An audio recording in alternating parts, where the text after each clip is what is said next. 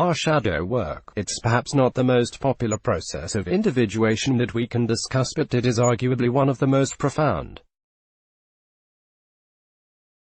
Shadow work is difficult because it involves wandering around deep in our murky depths and hauling up less appealing aspects of ourselves for examination under the light of day so that we can bring more light into our soul, self and spirit and reclaim or accept parts of ourselves we'd prefer to keep buried within. See, we did say it was profound. Examples of some of the shadows we might dredge up from our self could be patterns and behaviors that we don't like about ourselves, suppressed personality traits that we've abandoned or disowned, sometimes the good in us that we've learned to suppress, our feminine or masculine side, regardless of gender, unconscious desires or thought patterns, habits that don't serve us, control dramas, parts of our self or personality that we consider to be ugly, our strategies, conflicting parts of our self, some of our innate needs which can include inner child work, true spiritual connection, masculine, feminine reconciliation, coping strategies, emotional security. We all have a shadow city. According to our friend Carl Jung, the shadow contains every aspect of a person that they are not conscious of. And as a hypnotherapist, I can assure you that plenty is going on unconsciously that you are not aware of. Uncovering your shadow doesn't mean that you will become toxic, or that you're a bad person, and it doesn't mean that all of a sudden you'll unleash the devil within. Far from it.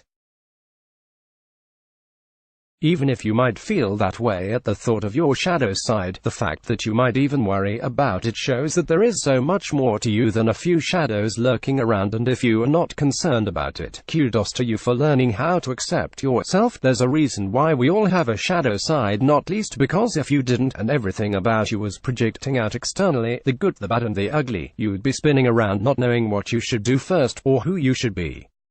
The shadow side is there for a reason. There are lessons, and how we grow. Many of which can be surprisingly reassuring and not what we might have expected at first. For example, a man with a great fear of classrooms who was willing to risk the job he had held for 40 years because he had to study to meet new legal standards thought he was stupid. His words, not mine. It turned out he was far from stupid, but at a young age, his teacher embarrassed him terribly in front of the class, which caused him to urinate. Furthering his embarrassment, he had repressed the whole memory.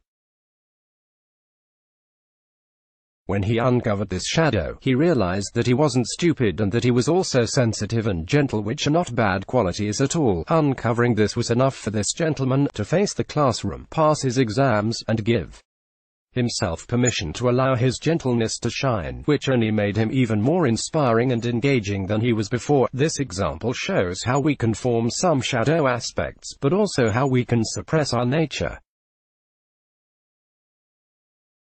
In this case, the client had suppressed or disowned his sensitive and gentle side too, seeing these as weak qualities. And he had developed a fear or dislike of the classroom to prevent him from ever experiencing such a traumatic experience again.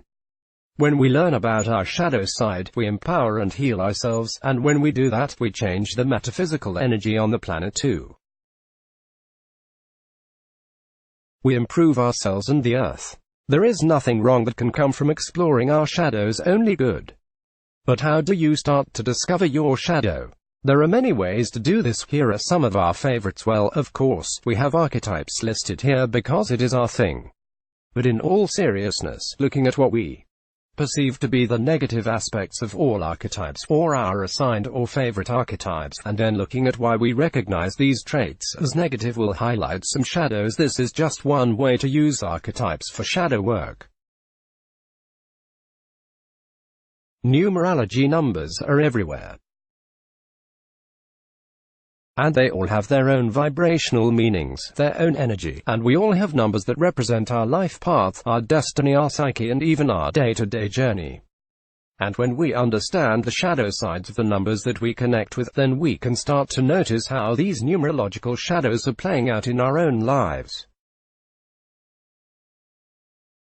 Astrology way are written in the stars, literally, the date of our birth forever carved into the night sky, and with that comes the astrological influences that are destined to follow us for our entire life, even the undesirables.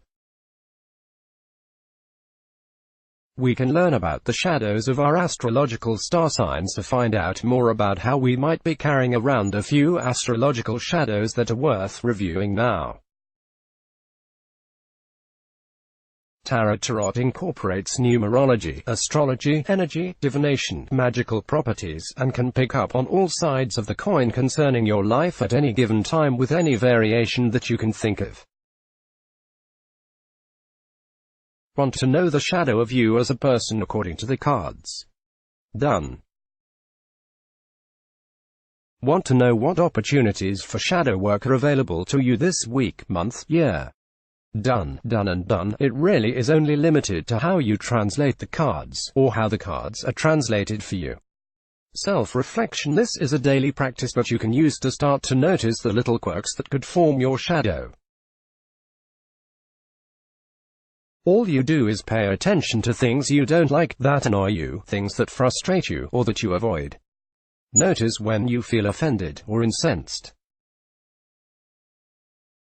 But also how you empower or disempower yourself around others and in different scenarios. All of these little seemingly irrelevant things will lead you to something in your shadows that you are now ready to reconcile. Trauma work is essential because without healing a trauma you won't have the space to work on other aspects of individuation. You can think of trauma as a massive in the earth that represents your psyche. All you need to do is clear out the debris and fill in the gap. Sounds easy, and it is reasonably easy. But you'll probably need some help, or to develop some solid skills in creative visualization. Hypnosis. If you have an excellent hypnotherapist who doesn't just help people with past life regression or to stop smoking, then you have a good chance at working through some of your shadow sides. You could speak to them about shadow work and ask for a session to uncover aspects of yourself that you are not consciously aware of, but that would help you and others if you were to reconcile it. Dream work. Dreams are the movies of our unconscious mind, and okay, well, some of the dreams do represent movies, books, or fantasies that we unconsciously accept as real, but when it comes to shadow work, even the fantasies and films mean something. They reflect something that has impacted you and that you are trying to reconcile. As well as those dreams that are based on real stuff that also present for reconciliation too. Dream work can be profound for shadow work. Now all you have to do is figure out how to remember your dreams. Michelle is a personal development and spiritual content writer and blogger. She previously worked as a hypnotherapist and NLP master practitioner and has studied human behavior and things of an esoteric nature her whole life.